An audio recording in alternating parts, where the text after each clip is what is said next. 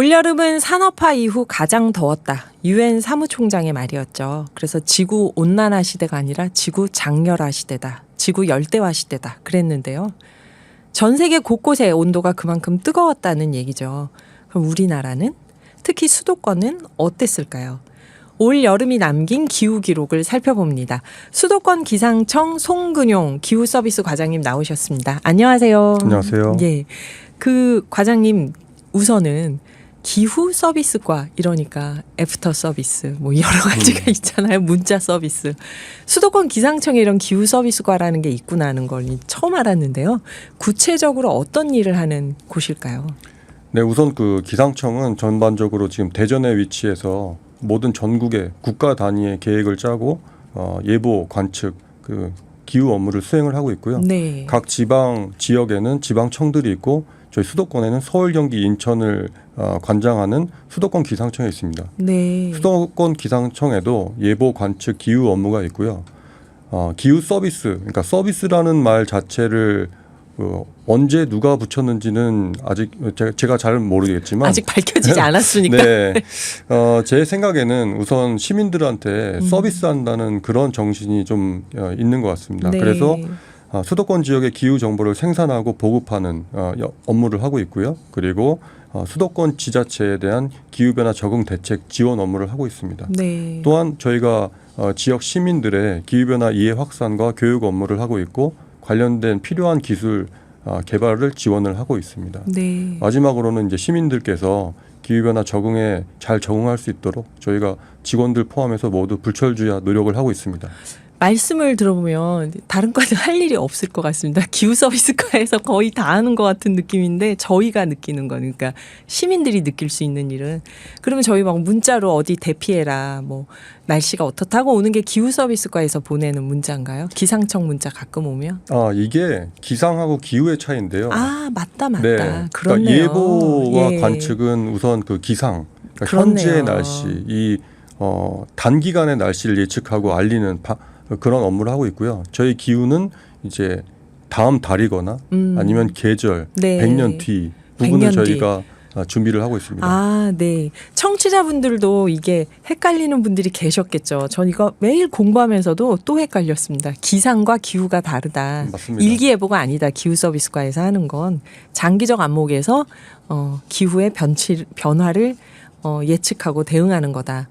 그러면 이제 저희 지구촌 기록부터 수도권 얘기하기 전에 먼저 보면 유엔 총장은 사실이 이러니까 이렇게 말씀하셨겠죠. 올여름이 가장 뜨거웠다.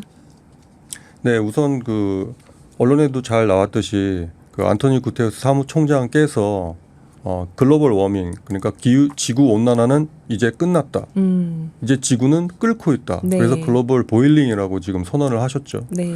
그리고 저희 유럽 연합의 기후변화 감시 기구인 코페르니쿠스에서 발표를 이미 했는데 올해 1940년도 관측한 이래로 올해가 7월 달에 이미 1위 기록을 경신해서 16.9도가 지금 됐고요. 그 네. 2위도 2023년 올해 8월에는 16.8도로 기록을 이미 경신을 했습니다. 매해 지금 기록이 경신되고 있는 추세입니다. 해마다 뜨거워지고 있는 거네요. 조금씩.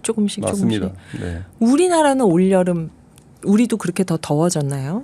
네, 우리나라도 뭐 전 세계 평균 기록 경신 1위를 경신하진 않았지만, 네, 우리나라 이번에 6월, 8월 올 여름에 전국 평균 기온이 24.7도로 1973년 이후로 4위를 기록을 했고요. 네. 강수량은 역대 5위인 1018mm가 지금 내렸습니다. 특히 네. 장마철 강수량은 660mm로 내려서 역대 3위를 기록할 정도로 기후가 굉장히 우리가 예측하지 못하는 다른 지금 방향과 그 한계선을 넘고 있다라는 점입니다. 우리는 그게 무슨 이유로 지금 그렇게 더워지는 걸까요? 우선 여러 가지 이유가 있는데요. 기후가 변화하는 거는 자연적으로 변화하는 게 있고 그리고 인간 활동에 의해서 기후를 변화시키는 게 있습니다. 네네. 한 20만 년 전에 저희 그 현생 인류인 조상인 호모사피엔스가 나오고 나서 1만 년 전까지만 해도 굉장히 기온 변동이 심했어요. 기온 변동이 심했다는 그건 뭐냐면 지금 현재의 기후 변화로 인해서 굉장히 태풍이나 네. 여러 가지 폭염들이 오고 있는데 네. 이거에 저희 그 연구에 의하면 10배 이상이 그때 있었다라는 거죠. 초창기 네네네. 호모사피엔스가 네네. 나타나서 10,000년 동안요. 20만 년 전부터 1만 년 전까지, 그러니까 네. 19만 년 19만 년 동안. 정도가. 그래서 그 동안에 이제 우리 인류가 수렵이나 채집에 의해서 정착하지 못하는 생활을 하다가 1만 년 전부터 기온이 이제 안정화가 됐죠. 그러면서 농업혁명이 일어나고 네. 지금 현재 이제 인류가 발전하기 시작했는데 네네. 중요한 거는 산업혁명 이후에 100년 동안 온도가 1도가 올랐다는 겁니다. 그게 얼마나 큰 변화였냐면 네. 그 지구 역사상 가장 빠르게 온도가 변화한 게 1000년의 1도였거든요. 1000년의 1도였는데 네. 산업혁명 이후면 우리가 한 200년 동안 1도가 오른 건가? 100년에 1도가 올랐습니다. 100년에 그러면 1도. 10배죠. 그러니까 자동차 페달을 10km로 밟다가 갑자기 100km로 밟게 되는 거죠. 그래서 그로 인한 기후변화 현상이 지금 우리의 예상을 뛰어넘고 있다는 점입니다. 점점 가속이 붙고 있는 거네요. 맞습니다. 지금. 그러면 이 지구의 온도가 이렇게 뜨거워지고 우리나라도 지금 여름이 더워지고 그러면 수도권만 또 살펴서 그 수도권 기상청에서 오셨으니까 우리 수도권만 또 살펴본다면 역시 우리 수도권도 더웠겠죠. 그렇죠. 네. 예. 그리고 수도권은 우선 평균 기온은 24.9도에서 역대 5위라서 뭐 1위가 아니니까 안 덥지 않았냐라고 하실 수도 있겠으나 네네. 지금 수도권 같은 경우는 올해 여름이 상대 습도가 81%로 역대 3위를 기록했습니다. 그 말즉슨 온도도 높았는데 습도도 너무 높아서 정말 그랬어요 이번 네, 여름. 맞습니다. 그래서 사람들이 버틸 수 있는 한계치들이 있거든요. 네네. 이게 더우면 몸 안에서 땀이 배출해야 되는데 습도가 높으면 그만큼 또 배출도 안 돼서 나가질 못하니까. 맞습니다. 그래서 더 더웠을 것 네. 느끼시기에 더 더웠을 거다. 이렇게. 체감 온도가 막 엄청 높았죠 매번. 맞습니다. 네, 사우나에 들어가 있는 것 같을 때도 있고 막 이랬는데 그래서 수도권은 고온다습한 여름이었다. 한마디로 말하자면 이게 뭐 비도 많이 왔죠. 전국적으로 이제 비가 많이 왔는데 네. 사실 수도권은 전국에 비하면 좀 적게 온 피해가 편인가요? 좀 적었습니다. 그 이유가 이제 장마 전선이 그 위로 올라오다가 충청도 지역에서 좀 거기서 막혀가지고 엄청 내렸죠. 네. 네네. 그게 이제 티벳 고기압이랑 북태평양 고기압이랑 그 고기압끼리 세력 싸움을 하면서 그게 가장자리가 어디에 위치하는지에 따라서 이제 저희 비 오는 지역이 한반도 지역에 비 오는 지역이 결정이 되거든요. 그게 이번엔 충청도 지역이어서 그 위쪽으로는 많이 올라오진 못했었습니다. 네, 상대적으로 수도권은 비가 좀 오긴 했지만 호우 피해가 예전 같지는 않았다. 그래도 평년보다는 좀 많이 온. 평년보다는 네네. 많이 온. 네. 이게 뭐 충청도에 많이 와서 수도권은 덜 왔다고 하는데 역시 평년보다는 많이 온 맞습니다. 거였네요. 네, 여러분 어떠신가요? 저는 기후 얘기가 이렇게 수치를 가지고 얘기하는데 좀 흥미진진하니 재밌네요. 노래를 한 곡 듣고 또 이어서 마저 얘기해 보겠습니다. 네. 노래 나가는 동안 제가 선생님께 궁금한 걸, 과장님께 궁금한 걸 좀 여쭤봤어요. 어떤 걸 전공하면 기후 서비스과 과장님을 하시나 하고 여쭤봤더니 박사학위가 있으시다고 합니다. 대기과학 박사. 어떤 걸 전공하셨나요? 그러면? 네, 제가 박사를 전공한 거는 구름을 공부했습니다. 그런데 저처럼 문과인 사람들은 구름을 공부했습니다. 그러면 시전공인가 이런 생각이 들거든요. 어떤 내용을 공부하신 건가요? 그러면? 네, 맞아요. 제가 이런 말씀을 드리면 대부분 분들이 좀 놀라시고 신기해 하시더라고요. 그렇죠. 구름을 전공해. 네. 제가 학생 때 이제 운이 좋아서 비행기를 탈 일이 있었는데요. 그 태평양 넘어가면서 그 끝도 없이 깔린 그 구름 있잖아요. 양타처럼. 네. 그래서 그 구름을 보고 좀 신기해서 한번 저거를 공부해보고 싶다라고 해서 제가 대기과학을 선택을 했고요.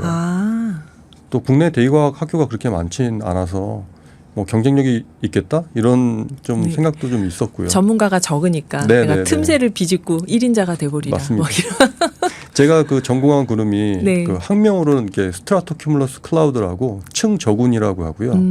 그 층저군은 지금 현재도 지구를 25에서 30% 정도를 덮고 있습니다. 아, 층저군 구름이 있는데 맞습니다. 지구를 20에서 30% 정도 항상 덮고 있는 구름인가요?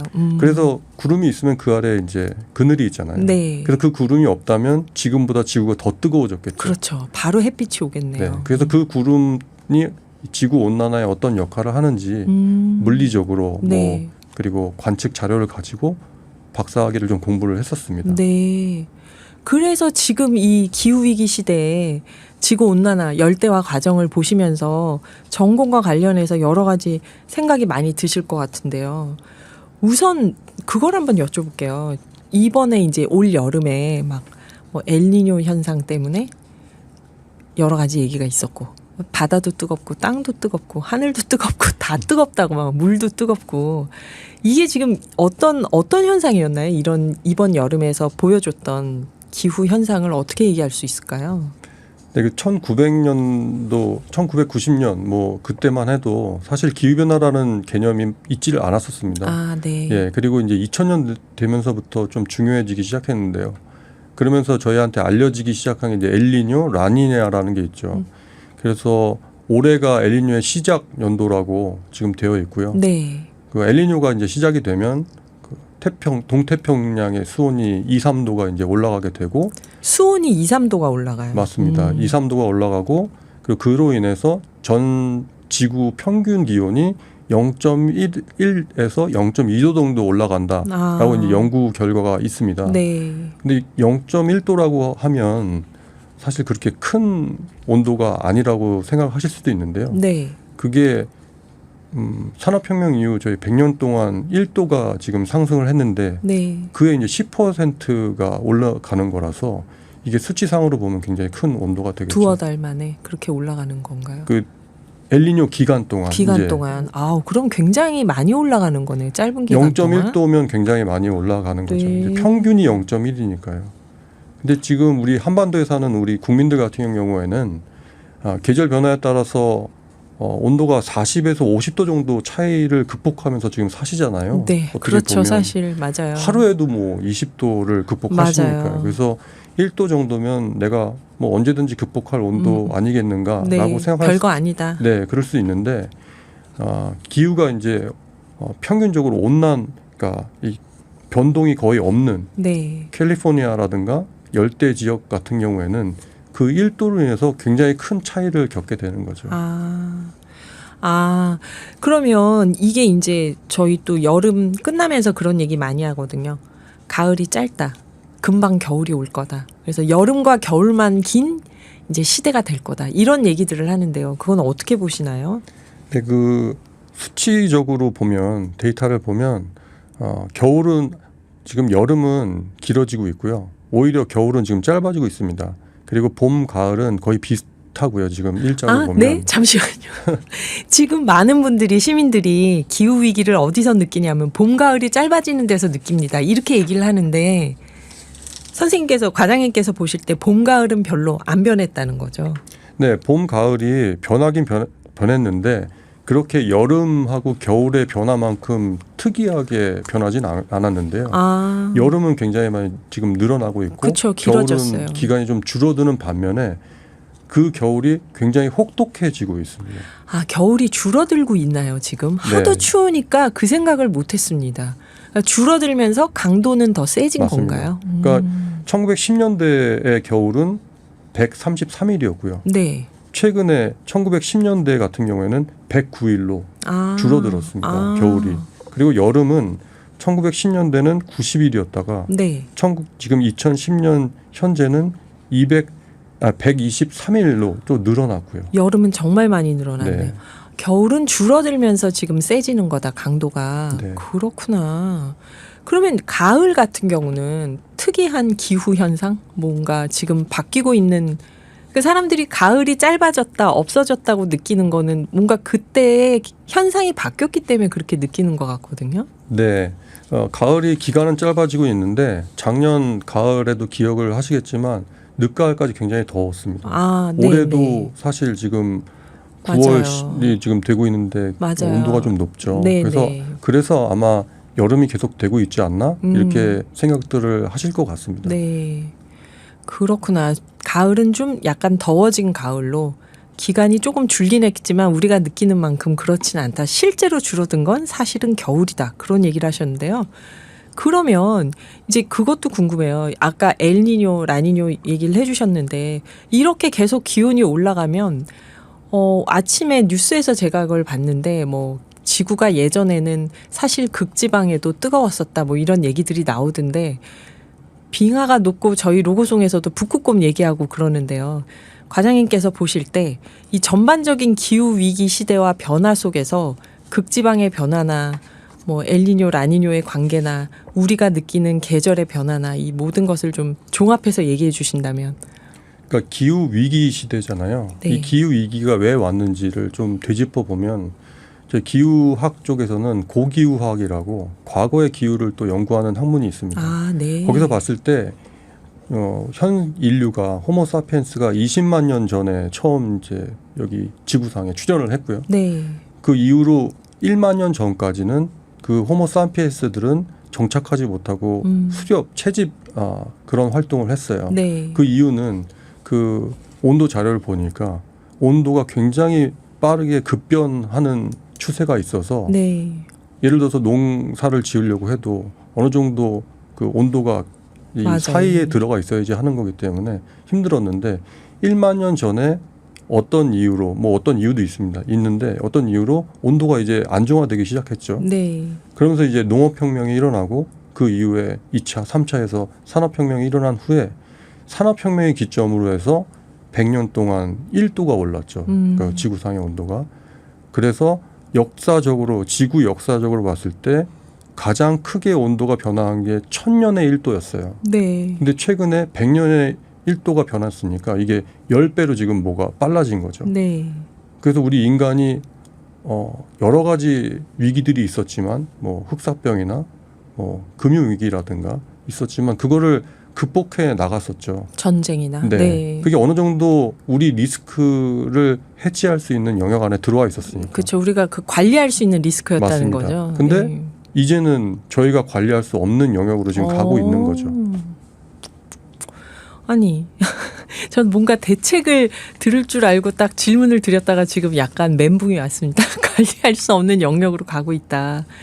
그럼 이제 마무리로 이번 가을, 겨울에는 어떨 거라고 예측을 하고 계시나요? 이번 가을, 겨울에 대해서는 작년 아까 말씀드렸듯이 작년 낮 기온이 좀 매우 높았었습니다. 가장 네네. 높았고요. 그리고 이 11월 이동성 고기압의 영향으로 인해서 1973년 이래로 가장 높은 가을, 그러니까 따뜻한 가을을 네. 기록할 정도로 작년에 그랬고요. 이번 9월, 11월 저희가 가을 기온 전망을 살펴보면 9월은 평년보다 좀 높겠고요. 네. 그리고 10월과 11월은 평년과 비슷하거나 높을 것으로 전망이 되고 있습니다.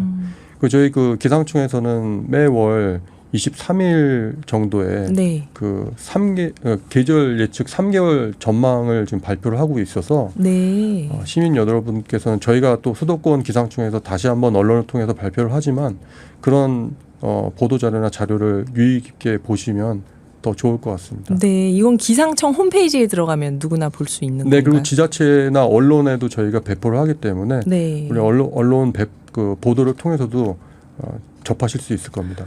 네. 오늘 기상청의 기후 이야기가 상당히 어떠셨나요? 청취자 여러분 재밌지 않으신가요? 마지막으로 기후 과학자로서 구름을 전공하신 대기과학 박사님으로서 OBS 오늘의 기후 청취자분들께 하시고 싶은 말씀이 있다면요. 네, 그 제가 너무 극단적이고 암울한 미래를 말씀을 드렸지만 지금 후회되시죠, 지금? 제가 말한 또 이유가 있습니다. 네네. 그게 최근에 기후변화로 인해서 그 리비아라는 국가에서 네. 홍수가 나서 맞아요. 5천 명 이상 네. 사망하고 이런 네. 게 10,000명 실종되고. 발표가 됐죠.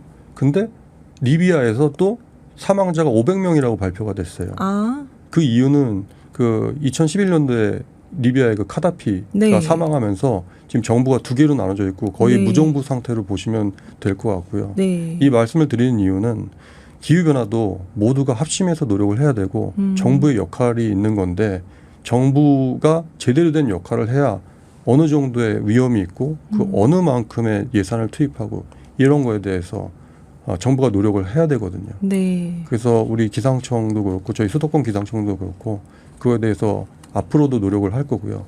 다만 좀 당부드리고 싶고 그리고 함께 하자고 말씀드리고 싶은 건 정부가 계획을 세운다고 해서 그거를 모두 정부가 시행하고 수행할 수는 없는 거거든요. 네. 그래서 시행하는 건 결국 사람들이니까. 맞습니다. 그래서 시민 여러분께서 계속 관심 가져주시고 그리고 시민 여러분들께서도 이렇게 기후변화에 관련돼서 청취하시면서 함께 해주시면 저는 가능성이 있다고 봅니다.